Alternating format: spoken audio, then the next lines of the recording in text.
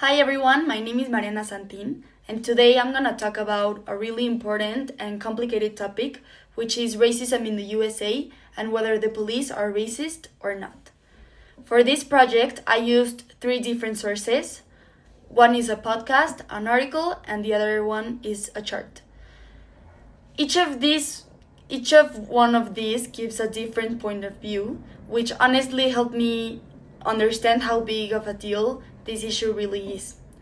First, I listened to a podcast where the speaker argues that there isn't racial bias in police shootings, and she uses studies and government data to say that media makes the problem look worse than it actually is. Then I read an article that says the complete opposite. It talks about history, discrimination, and statistics, which show that racism is actually built into the police system. An interesting fact I learned from the listening podcast was that the speaker claims there is zero evidence of racial bias in police shootings based on studies from Harvard and other universities. And I thought that was really surprising because it's very different from what I've heard normally all my life. And finally, I looked at a chart that shows how many people have been killed by police since 2015, divided by race, and seeing these numbers visually made the whole situation a lot clearer for me. So in this presentation, I'm going to explain what each source says and how they connect and what I personally think after comparing all of them. So let's move on to slide number 2. Let's look at the chart, and this is a graph, and this graph shows the number of people killed in police shootings in the US since January 2015. It compares 4 racial groups. There's Black, Hispanic, White, and others, and it includes both the total number of deaths and the rate per million.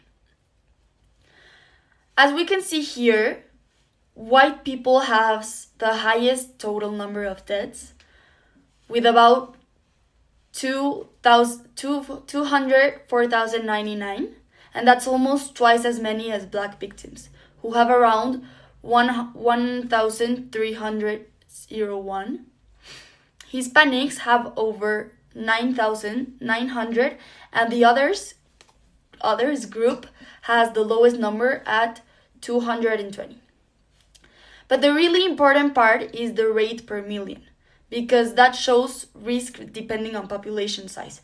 And here we see a very different picture. Black Americans have the highest rate at 31 deaths per million. Hispanic follow with 23, and white Americans are at 13. Others group is the lowest at 4. So even though whites have the highest total number, black Americans are killed at a much higher rate, which means they are more likely to die in a police shooting. The article by Stephen A. Schwartz helps explain why this chart looks like this, and he argues that racism in policing is a real and historical problem, and he uses studies from Stanford and the Washington Post to show that black Americans are stopped, searched, and killed more often than white Americans. So the article supports what we see in the chart. The impact of police violence is not equal, and black communities are affected the most.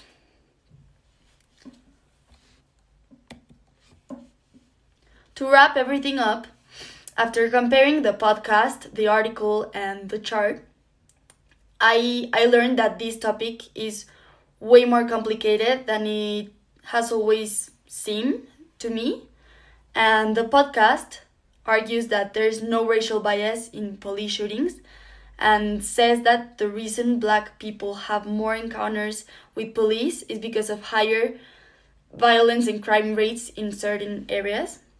But the reading completely disagrees, saying that racism in policing is real systematic, and supported by decades of studies and cases like George Floyd, for example.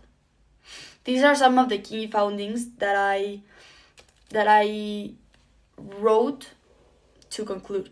And so my final conclusion is that even though the two sources disagree, the visual data and the article evidence makes the racial disparities hard to ignore, and it shows that this issue isn't just about numbers, it's about how different communities experience policing in very different ways.